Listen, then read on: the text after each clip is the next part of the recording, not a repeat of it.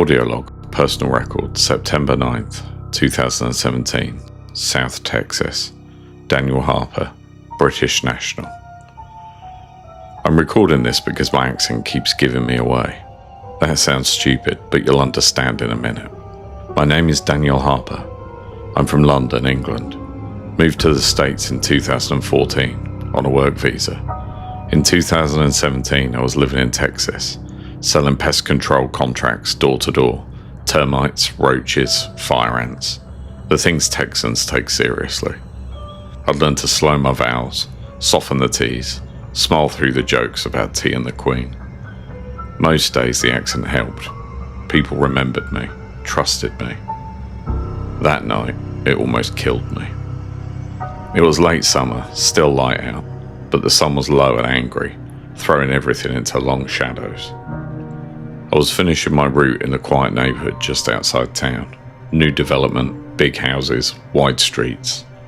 The kind of place where you don't expect surprises.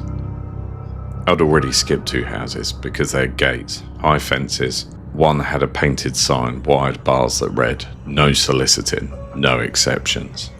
The house after didn't. Single-storey stucco, tan, clean, manicured lawn. No cars in the driveway. But the porch light was on. No sign, no fence, no dogs. It looked normal. I checked my tablet, last house of the day. One more knock before heading home. I walked up the path and knocked. The sound echoed louder than it should have. There was a pause, long enough for me to consider leaving. Then the door opened.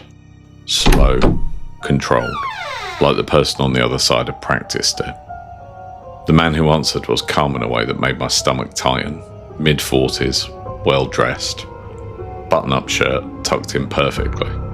No shoes. He smiled, but only with his mouth. He looked at me for a long moment before speaking. "You're not from here," he said. I laughed nervously and said no. I was English, actually. I made the usual joke. He didn't laugh. He tilted his head and said, "You walked past the warning." I glanced behind me. There was no sign. I told him that. I apologised. Started the pitch out habit. Pest control. Quality service. Money back guarantee. He listened without interrupting. Then he stepped back and opened the door wider. "Come inside," he said. "It's too hot to talk out here." Every instinct I had told me not to cross that threshold, but I'd been trained to push through hesitation, to be polite, to close. I took one step inside. The temperature dropped immediately.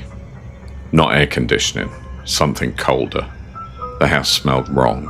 Clean, yes, but underneath it was bleach and iron, and something faintly sweet. The door closed behind me with a soft click. That sound burned into my head. The interior was empty. No sofa, no television, no family photos. Just white walls and tile floors that reflected the light too well. In the centre of the room was a table and 2 chairs, placed deliberately like props. On the far wall was what made my breath catch. Photographs, newspaper clippings, printouts, mugshots. Some in Spanish, some in English, faces circled in red marker. Dates, places, names, all crossed out violently. I recognised one of the faces. A man whose disappearance had made the news months earlier, found in the desert. Wrong place, wrong time. My accent came back full force when I asked what this was. The man smiled wider. "History," he said. "People don't like their history remembered." He asked me to sit. I didn't. That's when he told me who he was. Not his name. He said names were for graves. But what he'd done. What he used to do. He said it casually, like a confession that had been rehearsed until it lost all weight. Cartel work, enforcement, transport, cleanup. He told me Texas was quiet compared to other places. Easier to disappear in. Easier to retire. Then he reached under the table and produced a knife. He didn't raise it, didn't threaten me with it. He simply placed it on the table, blade gleaming under the light, and he rested his hand beside it. He asked again why I'd ignored the warning. I told him the truth, that I didn't see one, that I was just doing my job, that I was sorry. He studied my face like he was memorizing it. You people, he said, you knock because you think the door makes things equal. He stood and moved behind me before I realized he started walking. The knife was suddenly under my chin, gentle but firm. I could feel my pulse against the metal. He leaned close and inhaled. Foreigners are the worst, he whispered. No one looks for you properly. I froze. I couldn't scream, couldn't think. My mouth tasted like copper. He told me trespassing was how accidents happened, how mistakes were made, how men vanished without paperwork. He said he didn't enjoy killing anymore, but habits didn't disappear just because you wanted peace. Then something crackled. A police radio, somewhere nearby. Distant but unmistakable. His entire body changed. Not panic, focus, calculation.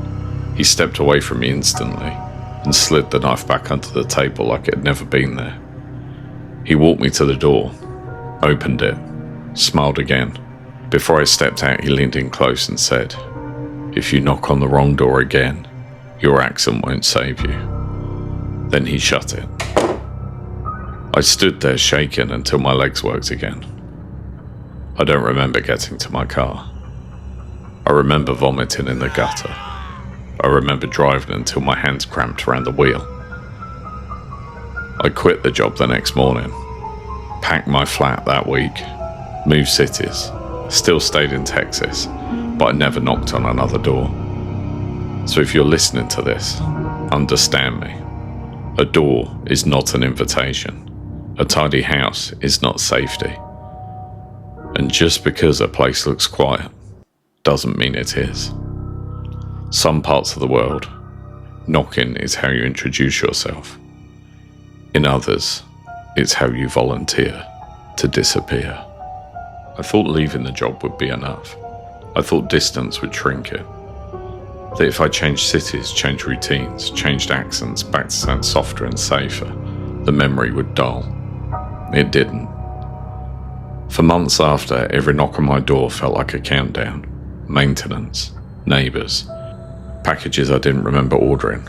I'd stand on the other side of the door, heart racing, listening to the breathing, the shifting weight, wondering if it was him, somehow following the sound of my voice across state. I'd started noticing things I'd ignored before. The signs people put up, the gates, the cameras, the way some houses weren't meant to be approached at all. I told a friend once, left out the cartel part, left out the knife, just said I'd had a bad experience knocking on the wrong door. He laughed and said that was Texas for you, said people should know better than to walk up to strangers' homes. That stuck with me, because I should have known better. Weeks later I saw his face again, blurred on a local news segment, not identified, just a person of interest, connected to multiple unsolved homicides along the border. The house wasn't mentioned. The neighbourhood wasn't mentioned. Officially, it didn't exist. I realised then how clean it all was, how practiced. That porch light wasn't for guests. That open path wasn't permission. That door wasn't neutral ground. It was a test, and I failed it by assuming civility where none was owed. So if you're listening to this because you knock for a living, sales, surveys, charity, whatever excuse you give yourself to cross someone else's threshold, listen carefully. Not every door is part of society. Not every house plays by the same rules. And not every warning is written where you expect to see it. Some people don't put signs up because they don't want to scare you away. They want to see who ignores the silence. I survived because of timing, because of coincidence, because someone else spoke into a radio right at that second. That's not safety, that's luck. And luck runs out fastest when you assume a door makes you welcome.